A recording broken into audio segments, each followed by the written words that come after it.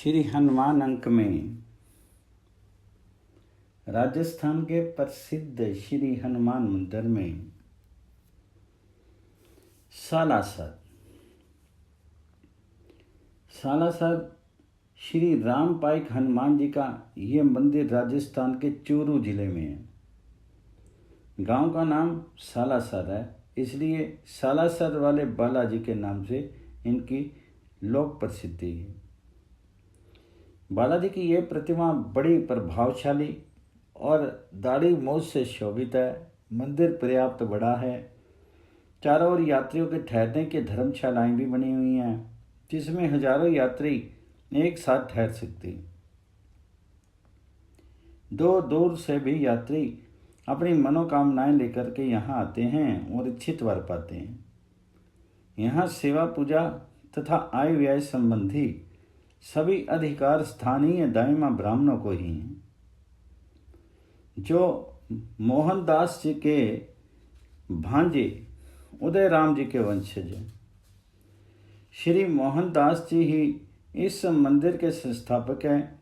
ये बड़े वचन सिद्ध महात्मा थे। असल में श्री मोहनदास जी रुल्यानी ग्राम के, जो सालासर से लगभग 16 मील दूर है, निवासी थे। इनके पिताश्री का नाम लच्छी राम जी था। लच्छी राम जी के 6 पुत्र और 1 पुत्री थे। पुत्री का नाम कानीबाई था। मोहनदास जी सबसे छोटे थे। कानीबाई का विवाह सालासर ग्राम के निवासी श्री सुख राम जी के साथ हुआ था, पर विवाह के 5 साल बाद ही उदयराम नामक पुत्र प्राप्ति के बाद सुखराम जी का देहांत हो गया। तब कानीबाई अपने पुत्र उदयराम जी सहित अपने पीहर रुल्यानी चली गई, किंतु कुछ पारिवारिक परिस्थितियों के कारण अधिक समय तक वहां नहीं रह सकी और सालासर वापस आ गई। यह सोचकर कि विधवा बहन कैसे अकेले जीवन निर्वाह करेगी, मोहनदास जी भी उसके साथ सालासर चले आए। इस प्रकार कानीबाई, मोहनदास जी और उदयराम जी साथ साथ रहने लगे। श्री मोहनदास जी आरंभ से ही विरक्त वृत्ति वाले व्यक्ति थे और श्री हनुमान जी महाराज की अपना इष्ट देव मान करके उनकी पूजा करते थे। यही कारण था कि यदि वे किसी को कोई बात कह देते, वह अवश्य सत्य हो जाती। इस कारण उन्हें सभी लोग जानने लगे थे। इसी प्रकार दिन बीत रहे थे। एक दिन मोहनदास जी और उदयराम जी दोनों अपने खेत में काम कर रहे थे कि मोहनदास जी बोले, उदयराम, मेरे पीछे तो कोई देव पड़ा है जो मेरा गंडासा छीन करके फेंक देता है। उदयराम जी ने भी देखा कि बार बार मोहनदास जी के हाथ से गंडासा दूर जा पड़ता है। उदयराम जी ने पूछा, मामा जी, कौन देव हैं? मोहनदास जी बोले, बालाजी प्रतीत होते हैं। ये बात ठीक से उदयराम जी की समझ में नहीं आई। घर लौटने पर उदयराम जी ने कानीबाई से कहा, मामा जी के भरोसे तो खेत में अनाज नहीं हो सकता। ये कहकर के खेत वाली सारी बात भी कह सुनाई। उसे सुनकर के कानीबाई ने सोचा, कहीं भाई मोहनदास जी संन्यास न ले लें। अंत में उसने एक स्थान पर मोहनदास जी के लिए लड़की तय करके संबंध पक्का करने के लिए नाई को कुछ कपड़े एवं जेवर दे करके लड़की वाले के यहाँ भेजा। पीछे थोड़ी देर बाद ही जब मोहनदास जी घर आए तो कानीबाई ने विवाह की सारी बात उनसे कही। तब वे हंस करके बोले, पर भाई, वह लड़की तो मर गई। कानीबाई सहसा सहम गई, क्योंकि वह जानती थी कि मोहनदास जी वचन सिद्ध हैं। दूसरे दिन नाई लौटा तो उसने भी बताया कि वह लड़की तो मर गई। इस तरह मोहनदास जी ने विवाह नहीं किया और वे पूर्ण रूप से श्री बालाजी बजरंगबली की भक्ति में प्रवृत्त हो गए। एक दिन मोहनदास जी, उदयराम जी और कानीबाई तीनों अपने घर में बैठे थे कि दरवाजे पर किसी साधु ने आवाज़ दी। कानीबाई जब आटा लेकर द्वार पर गई तो वहाँ कोई दृष्टिगोचर नहीं हुआ।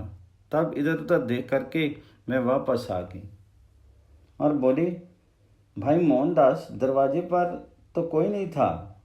तब मोहनदास जी बोले, भाई वे स्वयं बालाजी थे, पर तू देर से गई। तब कानीबाई बोली, भाई मुझे भी बालाजी के दर्शन करवाइए। मोहनदास जी ने हामी भर ली। 2 महीने के बाद ही उसी तरह द्वार पर फिर वही आवाज़ सुनाई दी। इस बार मोहनदास जी ने स्वयं द्वार पर गए और देखा कि बालाजी स्वयं हैं और वापस जा रहे हैं। मोहनदास जी भी उनके पीछे पीछे हो लिए।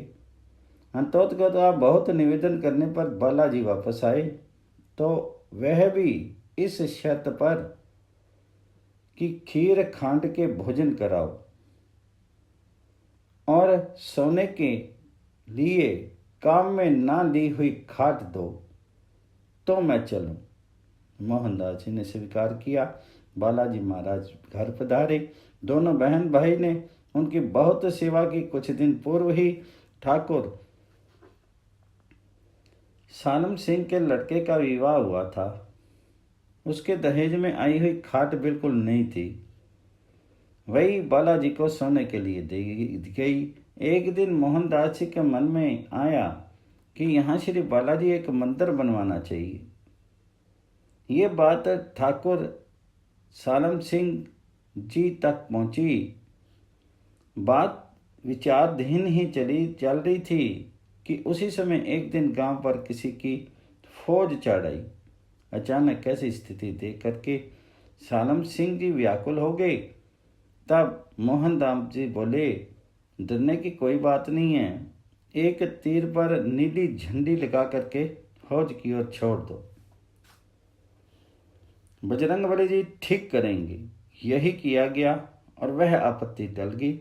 इस घटना से मोहनदास जी की ख्याति दूर दूर तक फैल गई।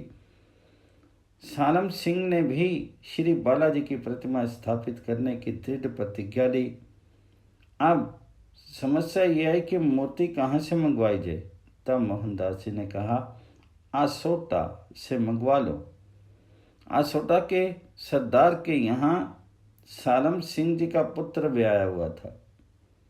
तुरंत ही वहाँ समाचार दिया गया कि आप श्री बालाजी की एक प्रतिमा भिजवाइए।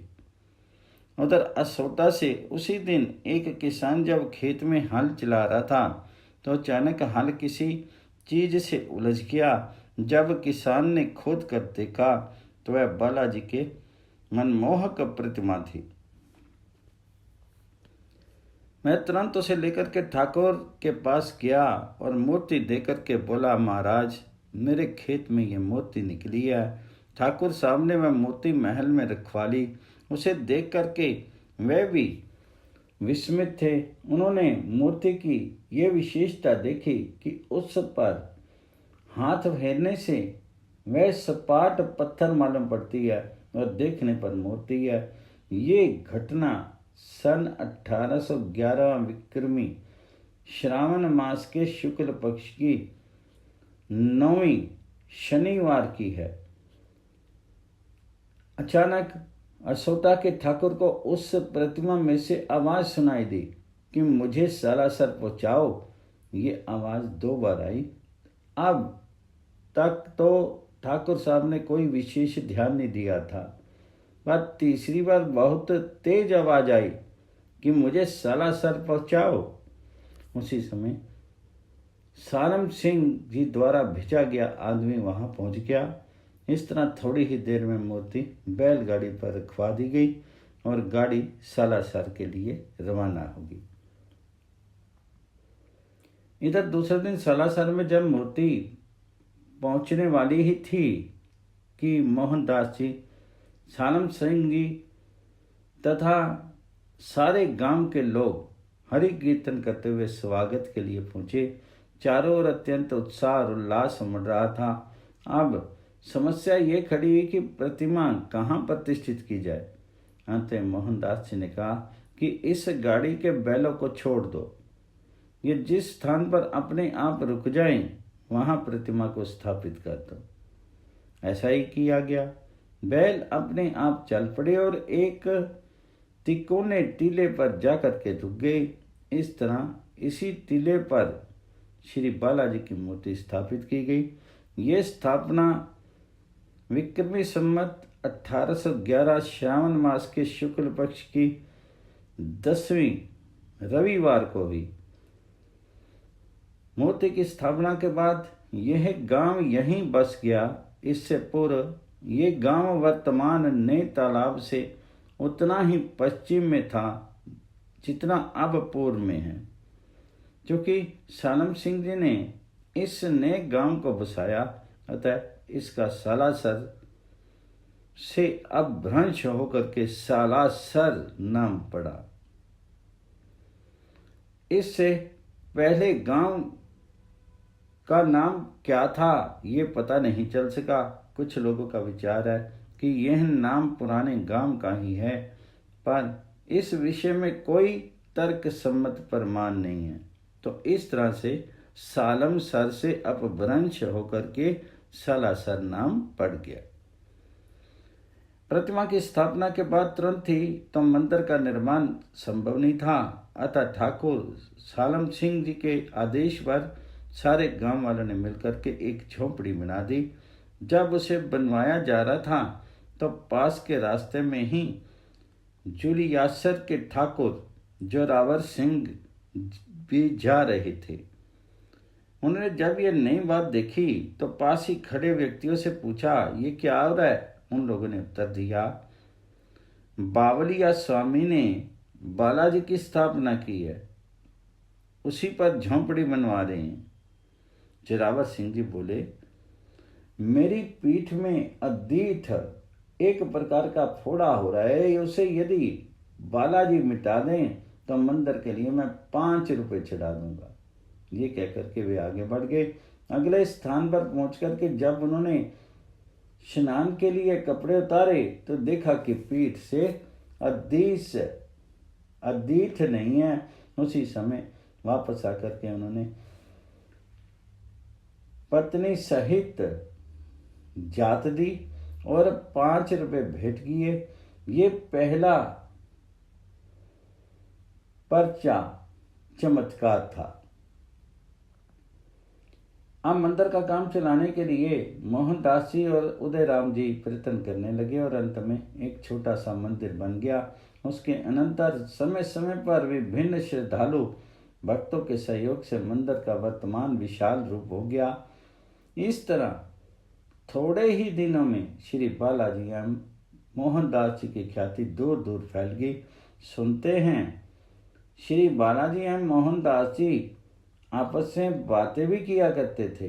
मोहनदास जी तो सदा भक्ति भाव में ही डूबे रहते थे, अतः सेवा पूजा का कार्य उदय राम जी करते थे। उदय राम जी को मोहनदास जी ने एक चोगा दिया था, पर उसे पहनने से मना कर पैरों के नीचे रख लेने को कहा। तभी से पूजा में यह पैरों के नीचे रखा जाता है। मंदिर में अखंड ज्योति दीप है जो उसी समय से जल रही है। मंदिर के बाहर धूना है। मंदिर में मोहनदास जी के पहनने के कड़े भी रखे हुए हैं। मंदिर के सामने के दरवाजों में से थोड़ी दूर पर ही मोहनदास जी की समाधि है, जहां कानीबाई की मृत्यु के बाद उन्होंने जीवित समाधि ले ली थी। पास ही कानीबाई की भी समाधि है। ऐसा बताते हैं कि यहाँ मोहनदास जी के रखे हुए 2 कोठले थे, जिसमें कभी समाप्त न होने वाला अनाज भरा रहता था। पर मोहनदास जी की आज्ञा थी कि इसको खोलकर कोई नहीं देखे। बाद में किसी ने इस आज्ञा का उल्लंघन कर दिया, जिससे कोठले की वह चमत्कारिक स्थिति समाप्त हो गई। इस प्रकार ये श्री सालासर बालाजी का मंदिर लोक विख्यात है, जिसमें श्री बालाजी की भव्य प्रतिमा सोने के सिंहासन पर विराजमान है। सिंहासन के ऊपरी भाग में श्री राम दरबार है तथा निचले भाग से श्री रामचरणों में हनुमान जी विराजमान हैं। मंदिर के चौक में एक जाल का वृक्ष है जिसमें लोग अपनी मनोवांछा पूर्ण करने के हेतु नारियल बांध देते हैं। भाद्रपद, अश्विनी, चैत्र एवं वैशाख की पूर्णिमाओं को यहाँ मेले लगते हैं। सालासर के प्रसिद्ध संत मोहनदास जी की एक रचना है जिसे मोहनदास जी वाणी कहते हैं, उसी का कुछ अंश यहाँ प्रस्तुत किया जा रहा है। हनुमत थारे हरक पछे आयो मंगलवार, ऊंचा माने राख जियो अंजनी राजकुमार। माया मोहन दास ने दई बंकड़े बीर, मंगल जीमो मेदनी दही चूरमा खीर। मोहन माया मोहनी थाने देसी दुख, साचे दिन साहिब रखे सिमरा होसी सुख। माया उद्यम बताए दो तो हाथ ना भेड़ा में, अंजनी सुत की आन खड्डाब श्याम महाने खेसी के। मोहन हलकर शांतरो बैल भलेरा जोए, मंदिर में दीपक जगे मत रही जो सोए। धान ओवरे खाल दियो गाढ़ो देवो ने पाए, ज्यों चावे ज्यों काई जियो थारे कदे निमड़त नाय। पवन पुत्र हनुमान जी की जय। श्री हनुमान अंक में हरियाणा एवं पंजाब के कुछ हनुमान मंदिर। कैथल में करनाल के पास स्थित कैथल का पुराणों में कपिस्थल के नाम से वर्णन आता है। कपिस्थल अर्थात बंदरों का स्थान। यह भगवान श्री रामचंद्र जी के परम भक्त श्री महावीर हनुमान जी की भूमि है। यहाँ कई मारुति मंदिर हैं। महाभारत ग्रंथ में भी इस स्थान का वर्णन मिलता है। महाराज युधिष्ठिर ने युद्ध को रोकने तथा शांति स्थापना की इच्छा से समझौता करते हुए दुर्योधन से जो 5 गांव मांगे थे उनमें ये कपिस्थल भी था। आगे आता है सिरसा। यह दिल्ली रेवाड़ी बठिंडा लाइन पर उत्तरी रेलवे का स्टेशन है। यहाँ के श्री आशीर मुखी हनुमान जी बड़े विख्यात हैं। सिरसा निवासी श्री शांति स्वरूप पंजी को एक बार बहुत कष्ट का सामना करना पड़ा। उस समय एक संत ने उन्हें श्री हनुमान जी की मूर्ति की स्थापना और उसकी अर्चना करने का आदेश दिया था। प्रभु कृपा से जयपुर से सुंदर मूर्ति का निर्माण हो गया। संवत 2026 विक्रमी कार्तिक मास के शुक्ल पक्ष की एकादशी को समारोह के साथ श्री हनुमान जी के श्री विग्रह की प्राण प्रतिष्ठा होगी। इस जागृत विग्रह ने न केवल श्री शांति स्वरूप जी को कष्ट विमुक्त किया अपितु इसके द्वारा अनेक शरणागत आर्त भी त्राण पा गए। आगे है पटियाला। इस नगर में सरहदी दरवाजे से बाहर श्री महावीर जी का एक प्राचीन मंदिर है। पंजाब में श्री हनुमान जी के भक्तों का एक वर्ग है जो महावीर दल के नाम से अभिहित है। दीपावली से एक दिन पहले कार्तिक मास के कृष्ण पक्ष की चतुर्दशी के दिन आज भी पटियाला के महावीर दल की ओर से हनुमान जयंती उत्सव बड़े ठाट बाट के साथ मनाया जाता है। आगे है फिरोजपुर। यहाँ स्टेशन के समीप ही एक मारुति मंदिर है जो देवी सहाय हनुमान मंदिर के नाम से प्रसिद्ध है। यहाँ प्रत्येक मंगलवार को सामूहिक सुंदरकांड का पाठ होता है। बाहर से आने वाले यात्रियों के लिए भी मंदिर की ओर से पूरी व्यवस्था है। प्रायः सत्संग यहाँ नियम से हुआ करता है। कार्तिक में हनुमत जयंती उत्सव विशेष समारोह से मनाया जाता है। कहते हैं इस मंदिर को बने लगभग 150 वर्ष हो गए। पवन पुत्र हनुमान जी की जय। श्री हनुमान अंक में शौर्य पुंज हैं श्री हनुमान। देश प्रेम के ज्योतिषमान शौर्य पुंज हैं श्री हनुमान। अपना कर सेवा का धर्म करते रहे सुमंगल कर्म, क्योंकि उन्होंने निश्चय ही समझा देश भक्ति का मर्म। बने स्वयं कर्तव्य निधान शौर्य पुंज हैं श्री हनुमान।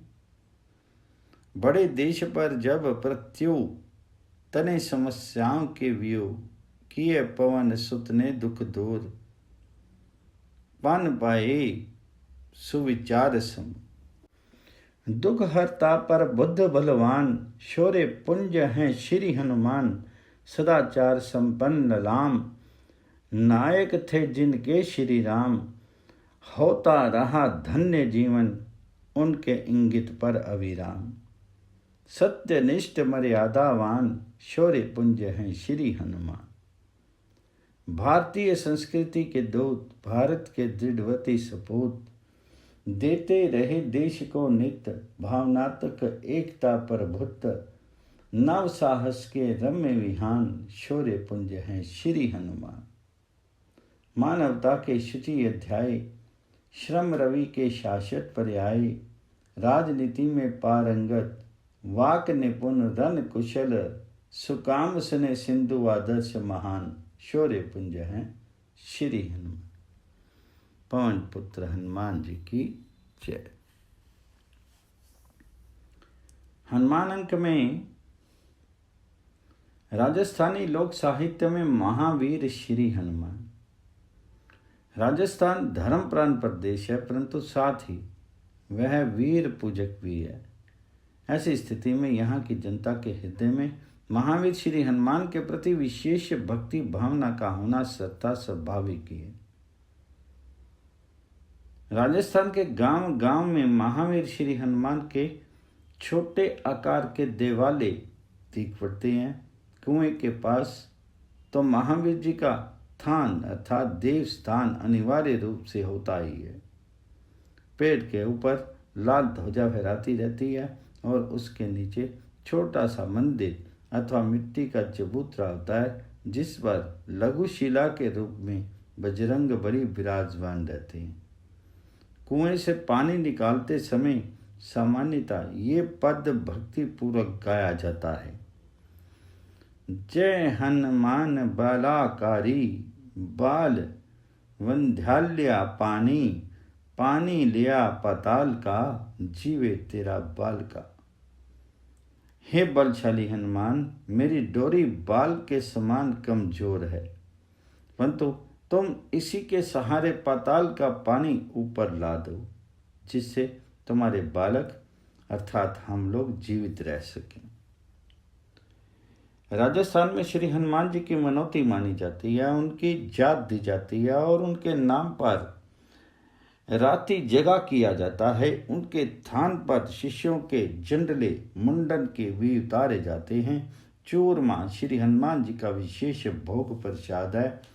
चैत्र मास की पूर्णिमा को बालाजी के मेले जगह जगह लगते हैं और उनमें दूर दूर से यात्री आकर के सम्मिलित होते हैं। कई स्थानों के मेलों ने अत्यधिक ख्याति प्राप्त कर रखी है, जिनमें सालासर गांव के श्री हनुमान जी की विशेष मान्यता है। मंगलवार और शनिवार ये दोनों बालाजी के वार कहे जाते हैं। इन दोनों दिनों में भक्त लोग हनुमान जी के थान पर नारियल अथवा प्रसाद चढ़ा करके अपने को कृतार्थ मानते हैं। इस संबंध में राजस्थान महिला समाज में गाया जाने वाला एक लोकगीत देखिए।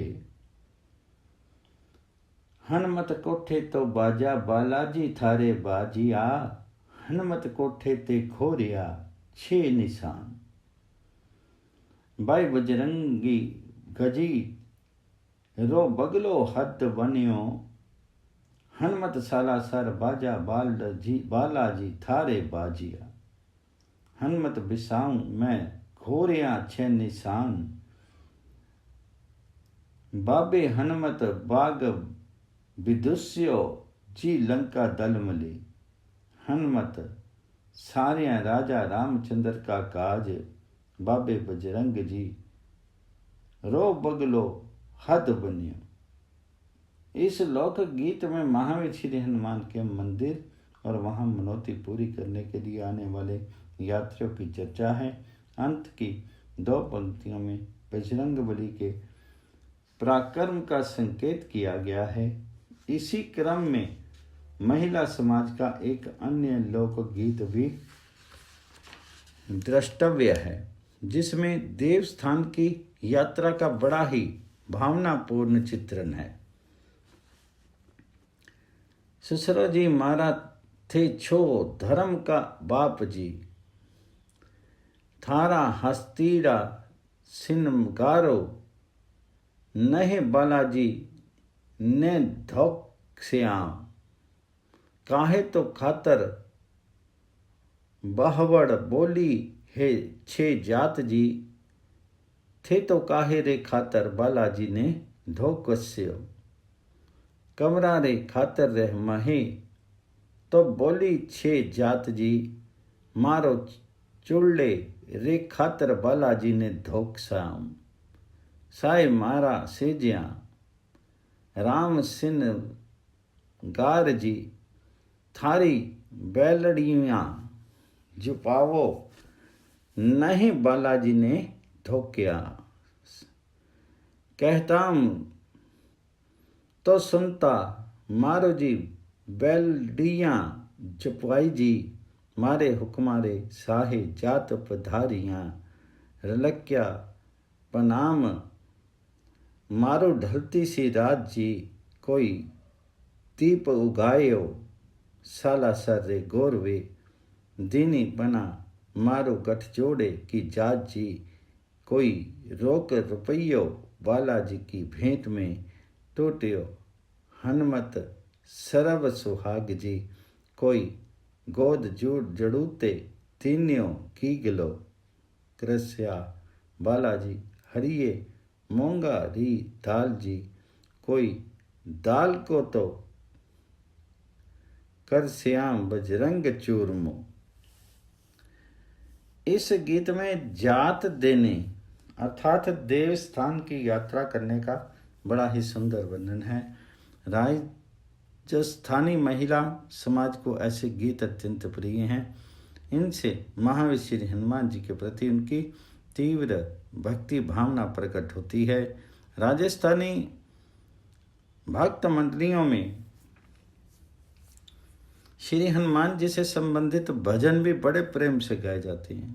ध्यान रखना चाहिए कि महिला वर्ग के गीतों और पुरुष समाज के भजनों में विशेष अंतर है। यद्यपि ये भजन महिला वर्ग में भी बड़े प्रेम से गाए जाते हैं, परंतु महिला वर्ग के गीत पुरुष समाज में नहीं गाए जाते।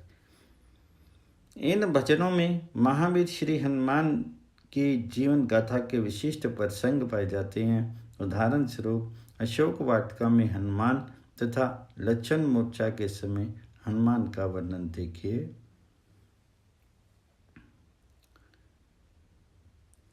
जाए मिलियो सीता माता सु, अंजनी को पुत्र बलकारी जी, पनघट घाटा बैठ्यो है बांदर, मन में तो धीरज धारी जी, पानी की पनिहारी उठ बोली, राम ल्यायो हर नारी जी,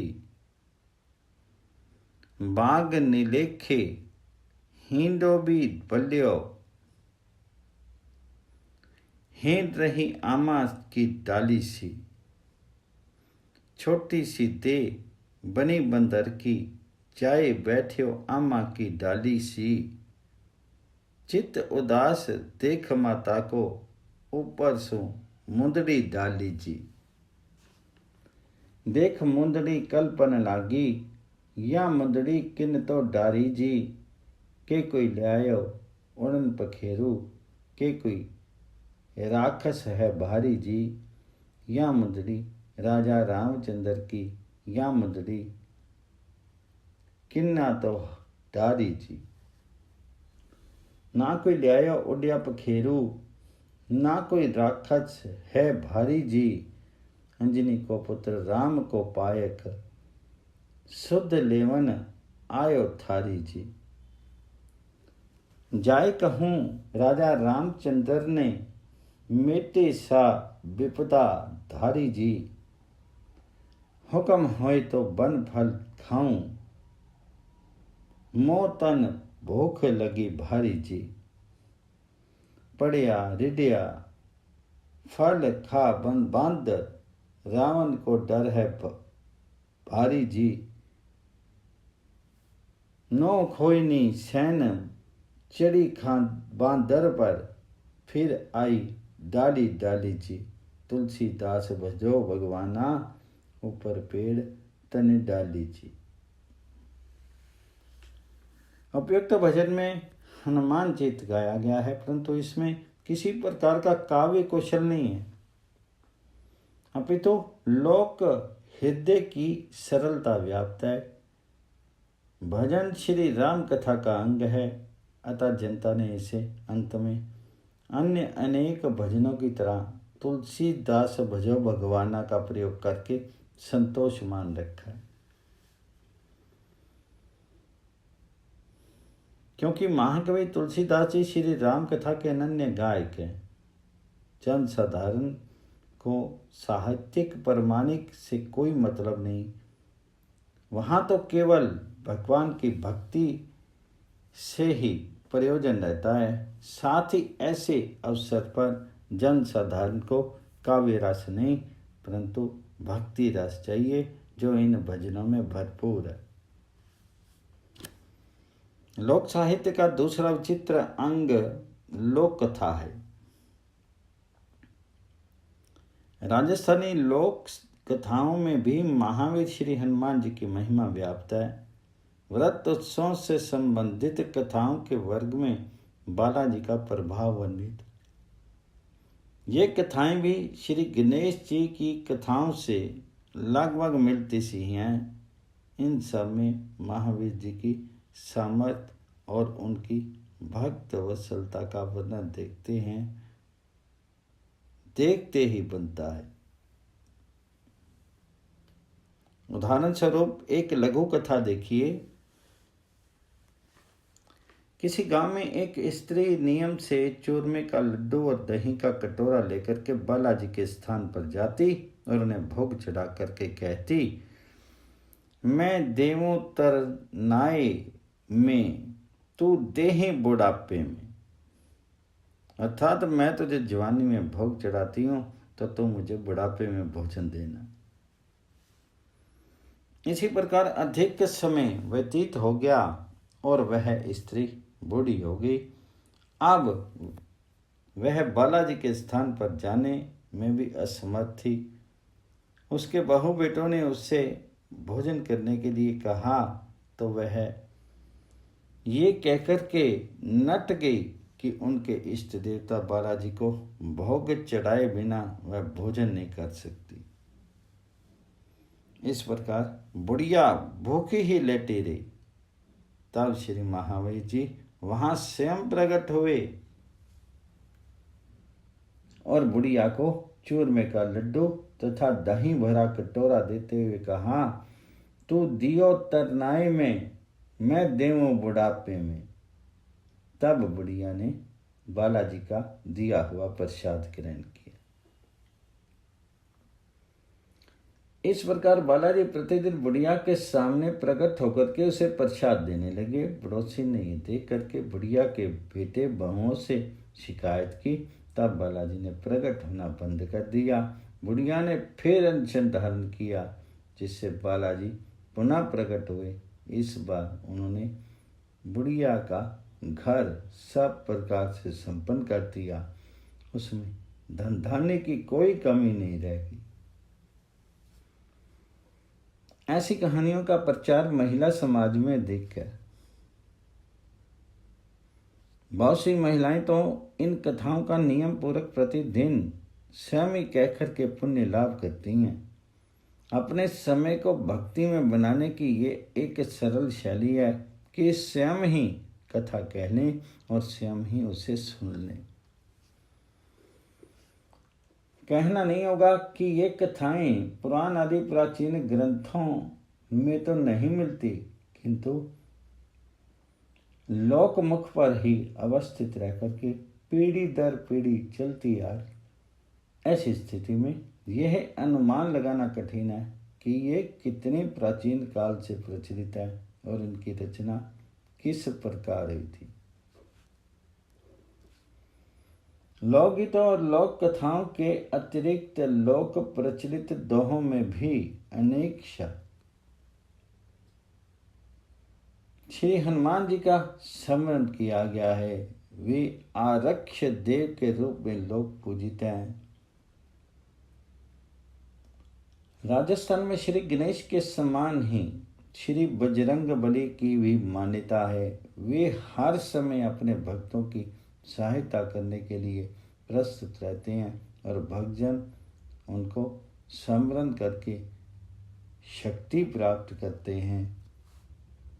यथार्थ ही कहा गया है, लाल लंगोटो हद बनियो तिलक बनियो असमान, सारा पहली सुमरिए अंजनी को हनुमान। पवन पुत्र हनुमान जी की जय।